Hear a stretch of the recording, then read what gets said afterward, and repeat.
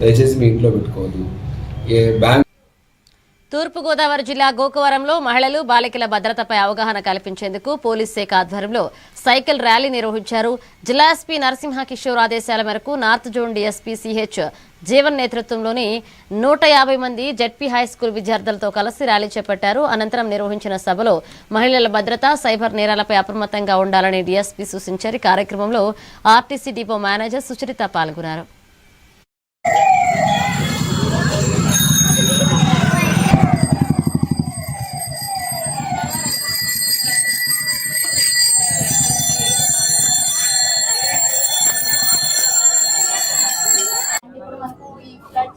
కూడా ఉంటున్నాయి. అంటే గోదావరి వర్షాలు లెవెల్ అనేది ఇంక్రీజ్ అవుతుంది. సో పిల్లల్ని ఈ వాటర్